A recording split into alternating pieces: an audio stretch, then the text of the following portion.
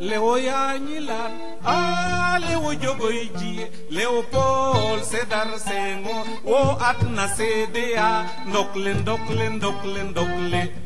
Qui sera le prochain secrétaire général de la francophonie?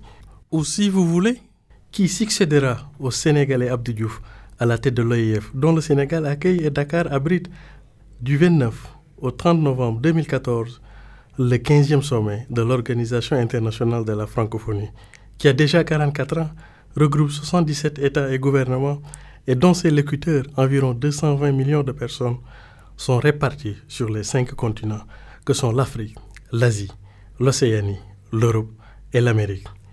L'Afrique joue contre elle-même quand elle présentera des candidatures plurielles. En revanche, l'Afrique joue pour elle-même quand elle présentera une candidature unique et consensuelle. Et la candidature africaine la plus séduisante à ce jour et qui mérite un large consensus autour d'elle pour devenir la candidature africaine au poste de secrétaire général de la francophonie, c'est bien celle de M. Jean-Claude Delestrac. Pourquoi? Parce que la plus-value de la candidature du Mauricien M. Jean-Claude Delestrac tient à la place qu'elle accorde à la dimension économique de la francophonie. Surtout que M. Jean-Claude Delestrac estime que la gestion réussie des diversités culturelles, qui est la mission première de l'OIF, est le préalable indispensable à la croissance économique et à l'emploi. Et l'île Maurice, nation multilinguistique, économie émergente et la plus compétitive en Afrique en 2014, en est un exemple patent. Mais aussi, l'île Maurice est un véritable laboratoire de la diversité. Le projet de M. Jean-Claude Delestrac pour la francophonie fait la part belle à l'économie tout en se proposant de consolider le magistère d'influence culturelle et politique de l'organisation, notamment par la création d'une agence francophone de promotion de l'industrialisation qui sera, comme il le dit lui-même, M. Jean-Claude Delestrac, une arme de construction massive, mais aussi par la mise en place d'un observatoire des diversités culturelles. Ensuite, l'expérience mauricienne, celle du vivre ensemble et du développement économique, est de nature à inspirer et à mobiliser les États francophones d'Afrique autour du projet que propose M. Jean-Claude Delestrac. L'expérience de l'île Maurice pourrait être donc une boussole pour toute la francophonie, non seulement du point de vue de la gestion réussie des diversités culturelles, mais aussi du développement économique, les deux étant intimement liés.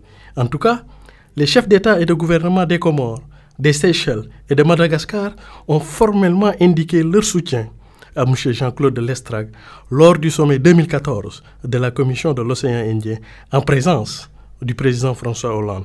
Les présidents du Gabon et du Bénin ont manifesté leur vif intérêt à la candidature mauricienne.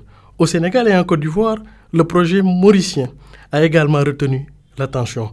À noter enfin que les organisations régionales d'Afrique orientale et australe, à savoir l'autorité intergouvernementale pour le développement IGAD et le marché commun d'Afrique orientale et australe, la COMESA, dont certains pays sont membres de l'OIF, Djibouti, RD Congo, Égypte, soutiennent la démarche mauricienne. L'OIF, c'est un peu à l'image du gentleman agreement passé entre occidentaux s'agissant des institutions du Bretton Woods, qui veut que la Banque mondiale soit toujours présidée par un Américain et la FMI par un Européen. Depuis donc le sommet de Hanoï de 1997, un pacte tacite veut que l'administrateur général de l'OIF soit un ressortissant du Nord et le secrétaire général de la francophonie un ressortissant du Sud.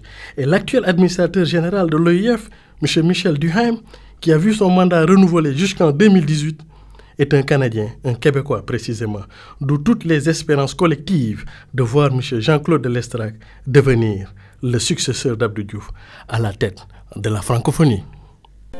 Léo Yagnilan, Léo Diogoïdi, Léopold Sédar Senghor, O Atna CDA, Ndokle.